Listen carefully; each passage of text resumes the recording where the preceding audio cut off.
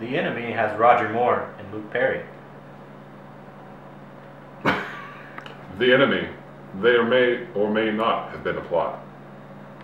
The enemy. Things happen. I think. The enemy. Ah!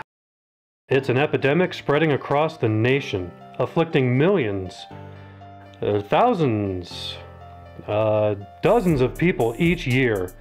It's not drugs, or alcoholism, or sex addiction. Although that wouldn't be so bad. What we're experiencing is the irrational need to subject ourselves to subpar, mostly amateurish forms of filmed entertainment. For fun. Without realizing the very serious and even deadly side effects. On the streets, these feature-length films are known as B-movies. We can't explain what causes us to subject ourselves to such poorly made, brain-damaging, schlock value entertainment on purpose for our own amusement. All we can do is support each other.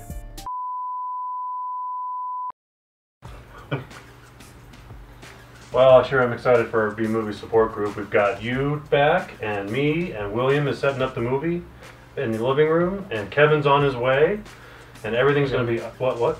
Kevin's not coming. Kevin's not coming?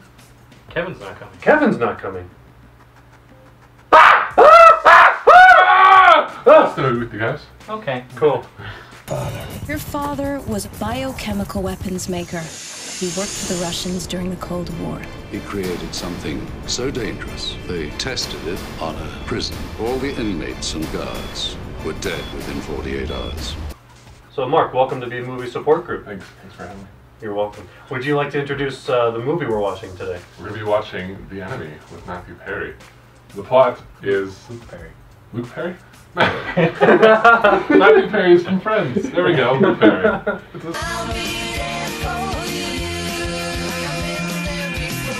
The Enemy. Terrorists have kidnapped a brilliant scientist, stolen the world's deadliest bioweapon, and are threatening to kill millions of innocent people unless their demands are met. Now, a beautiful CIA agent and the scientist's son are in a desperate race to decode the formula, rescue his father, and stop the terror before rogue government agents stop them. Look at it. Look at his face. Where is he? What is he looking at, I wonder? It's just like... That's got a face. Something's going on over there. Cool guys don't look at explosions, is the saying, I believe. He's looking away from the explosion. He's not looking at the chick at all. The deadliest weapon of all. The deadliest weapon of all is probably not the enemy. It's Luke Perry. Is this where you do all your work? Yes, it is. I moved it all here a couple of years ago. I was wasting too much time commuting to Montreal. Yeah, so what, we've got a couple tiny pictures. We've got, looks like Luke Perry and Olivia D'Abo on a laptop there. And then some guy in a mask. Some people we don't know in a mask. And for some reason, she's billed higher than Roger Moore. So I don't... Right, Roger Moore is in this. I wonder if he's the enemy. It's funny, I also gotta give props. Roger Moore did like 7 Bond films, but the one they credit him for is Octopussy, because we just like to say Octopussy. I love that. Not Live and Let Die. Not or Moonraker. Or A View to a Kill. Octopussy.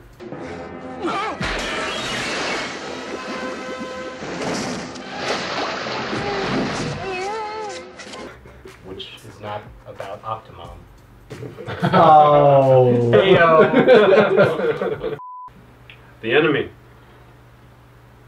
So The Enemy was a film. It was a movie. Apparently. Well, since I brought it, I guess I'll sum it up. So you're responsible for I this. am responsible for this. I'm not responsible for Luke Perry. Luke Perry's parents. Mrs. and Mrs. Perry. Yeah. Not Matthew Perry. Not Matthew Perry. Luke Perry. Definitely not Matthew Perry. Yes. But Mrs. and Mrs. Perry. Yes. Okay. So, to sum it up, movie is hard to follow. Extremely hard to follow. Just because there's so many people we thought were double agents and weren't double agents. I think several times in the movie, all of us at one point yelled, "Who's the enemy?" Because, like, the movie's called The Enemy, and we can't fucking figure out who the enemy is. Someone shot up the Big Nickel! Do we know who the enemy is yet? Is that the guy who's all clawed on? I think it's the German father. Okay. I can steer better with my shorter sleeves. Wait, why do those guys... So those guys don't work for the ballet? Aren't they on the same team? Who is the enemy? And what I found super interesting about that is it's based on a book. So either the movie got the book way wrong, or it's terrible. Yeah. The book was 50 pages, so they just got filled in the blanks. So, I don't even need to make it long. So Luke Perry plays Mike, who has a relationship with his father that he doesn't think his father respects him, and his father is some scientist of note who loves trains. Someone tries to carjack a girl who I guess is Luke Perry's girlfriend I in thought the it was beginning. She was his assistant. His assistant. Yeah, like intern. Shoots her because for no fucking reason she has the same hat and coat. What? Across the street. He's not here. This is a girl. What's your name? Say hi to the camera. Oh! She wasn't that bad of an actress. Jeez. But, so she gets killed, plot ensues where a geneticist gets stationed with him because I don't have any police officers in motherfucking Canada. But she's a CIA geneticist. Yes. Which adds nothing to her character or anything that she does. It just is.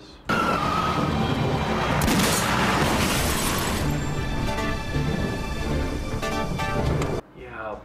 Well, anyway, so they get stationed. Dad escapes. They're looking for Dad. They find him by tracking bank things. Luke Perry and blonde girl try to have sex, but then don't because an alarm goes off. Yada yada yada, and I'm actually not like glossing over a movie, like seriously fucking yada yada yada. Well, William, don't feel bad. This will be like the shortest discussion we've ever had in the movie support group.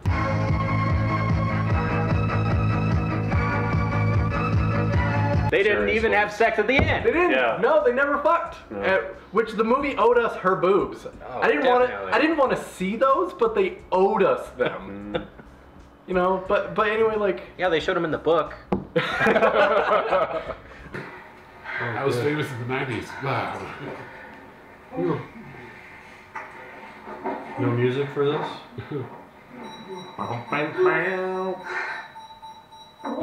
Virgin alarm. Virgin alarm.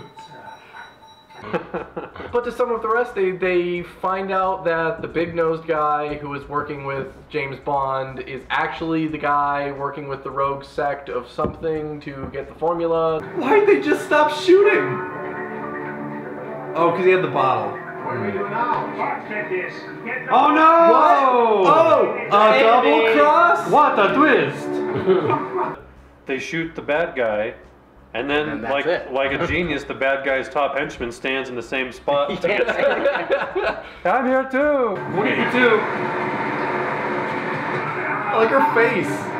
So, And then that's really it. Luke yeah. Perry gets the girl, and they walk off into the sunset. And he says his And- dad is dead, so yeah. his dad won't be followed by anyone anymore because Yeah. the CIA will mark him as deceased. His dad's going off the grid. I'm sorry you lost your dad. You know what? I think I finally found it. Oh, roll credits. Oh my god, is this really the end of the movie?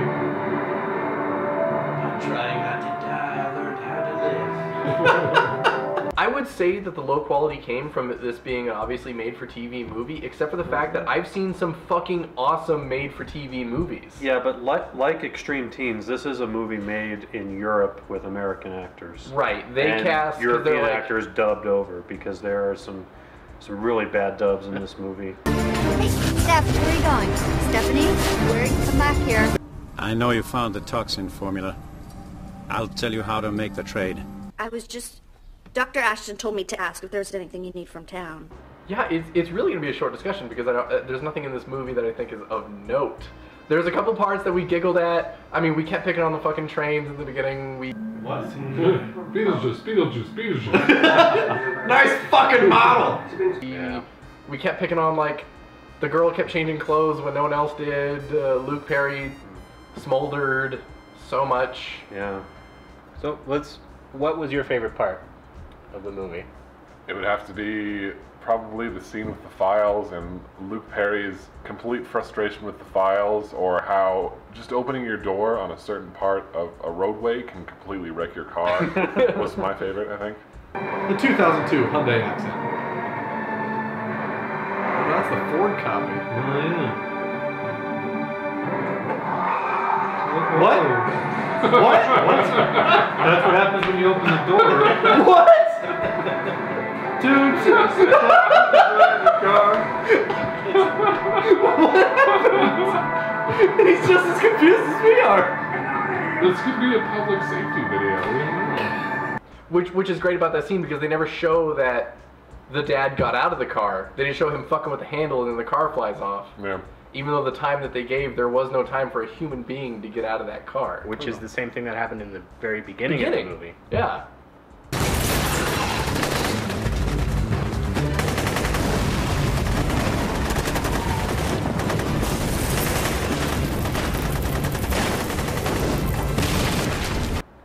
Who was that, by the way? Was that his dad? I don't remember. It's not important. It's not important. I don't remember at all.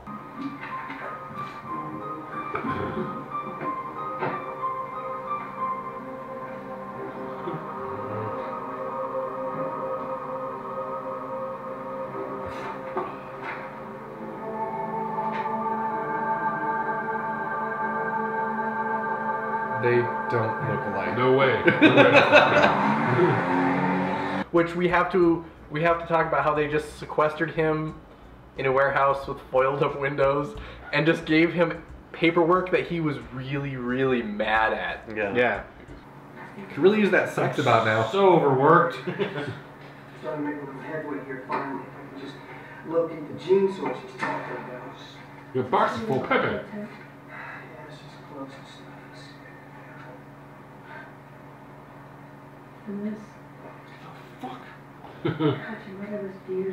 Wow, you had a real 70s haircut back then, too. It's actually my aunt, it's not my mom. Damn it! It's 3 different control groups before you can identify the gene source. I can't think with these gigantic blue balls. And he didn't discern anything from all of that paperwork. What he ended up finding was in the train set. Yeah. Because of a cryptic message from Dad. It's wrong. I mean, the stop's in the wrong place. The track, it curves back around and makes a figure 8. If you put the model down and scan it in 3D, it's a new molecule for a new element. What are you doing? Thank you for understanding the reference. You're welcome. I thought I was phoning that one in, but I like it. Boobs. It was, but even then, it wasn't like explained to the audience how to translate the movements of this model train into equations. It was just times the pattern of the track and then the stops. Yeah, a made-up train schedule. Yeah. Equals boobs. And then it gets blowed up.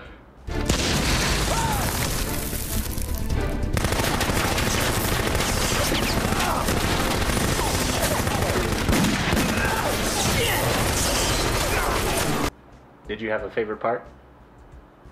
That part where the just they're in the train set room and all of a sudden guys just walk in and start shooting and they toss over the train set and use it as bulletproof and then end of scene.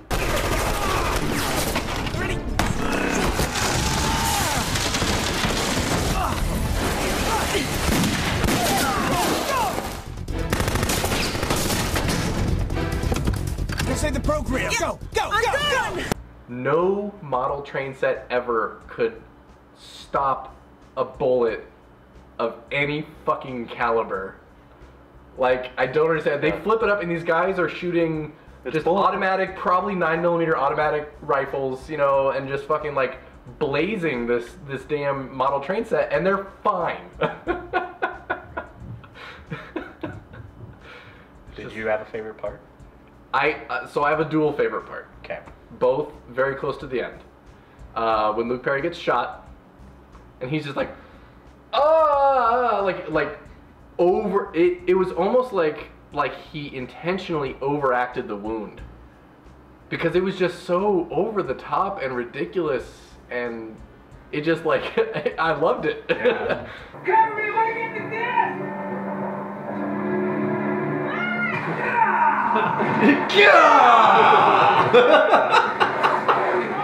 Shoot someone in the arm. Fuck 10 minutes of laser punch. I want 10 minutes of I just wonder, given the kind of roles we're accustomed to seeing Luke Perry in, was that his first time having to act getting shot? Probably. He just never. The only one I've seen. Yeah. And the only felt like doing one take. I don't think Brenda ever pulled out a gun on 90210 and started spraying the campus. Yeah. No, there's never much gunplay on that show. So that was one part, and then my other favorite part was Megadeth. Not the band, the Megadeth that happened, which we should mention was the randomly unset up main bad guy. Like, there was nothing to hint that he was the main bad guy. It was like they filmed 3/4 of the movie and then gathered the cast together and said, "Eeny, meeny, you're the bad guy. You're the enemy." But so I will explain this. He was shot, then covered in gasoline, then shot, then lit on fire, then shot, and then thrown out of the window, in which he became a bad dummy who we didn't even get to see hit the ground. Yeah. Gotcha. You're dead now. Oh no! Damn. Oh, they're lighting his ass up. Oh my god! Oh! Super death. That dummy shot. Yes! Yeah! Yes! Yay! We don't even see him land. We just assume he just lands it. Oh, we'll get you too. I like her face. What was his name? Like. Oh, Krieger? Yeah. So yeah, the first half of the movie is like, Krieger's an alright guy.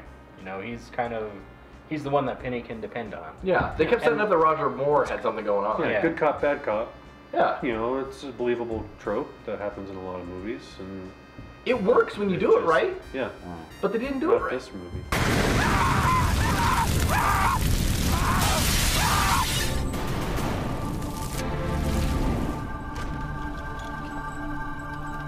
My favorite part was when he's on the laptop and the battery's dying. You know, at the gas station.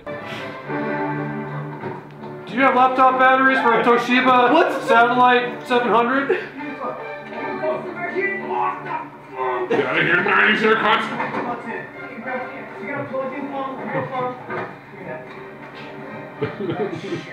I want to know what the cardboard cutout in the background is. Well, there's It's like a cop with a bondage girl. I don't understand Hey, it. what's your password? What's your password? What's wrong? Give me. Oh shit, my password's oh shit. The password is oh shit! Oh, that was my favorite part. It was really good. No, O with a 0! Maybe it was different back in 2001 with laptop batteries, but it just seemed like there was such a sense of urgency over a dying battery. Well, remember they showed the scale of like 5%, it's like... Yeah, but then that like 5% lasts forever after that. Right. And doesn't, but they're more worried about hooking it up to a phone line and not power for some reason. Yeah, because where were they... Why did they need the phone line? To download it somewhere? Download that incredibly complicated password. Yeah. That they could use on access some other file or the research. Oh, okay, yeah, because... GD4 663 3, 9, 5, 7, 17, 8, 6, 3, 9. You cannot access the file unless we have the access code. I got it. Thank you, punk girl. Cool. You fucking eavesdropping bitch. We had all of this. All of this. And by the way, this and one we chose this. This one has 50 movies. Yeah, And, so there's 2 on here. Yeah, we had. So we were gonna go for this, and I'll admit that I didn't want to do this because I thought it was too much of a extreme teens like movie. But it ended up, The Enemy was too much of a Firehead like movie. So Yeah. we repeated ourselves anyway. But we had we had Hong Kong cinema. We had a Charles Band. Crappy horror. Charles Band film, man. We had giant robot movies. Robot movies. The Killer Shrews. We had all this. Aw.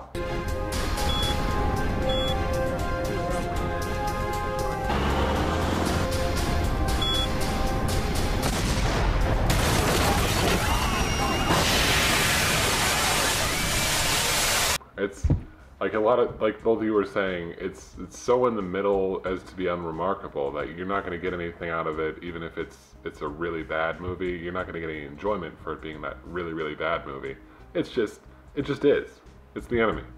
So I'll jump in and just give my recommendation of hell no. But this is the acronym that I've given you that I made up, that hopefully I can copyright this, but SHOF. Stuff happening on film. That's what this was. It was just stuff happening. Like, yeah, it was going through the motions. Good work. Great.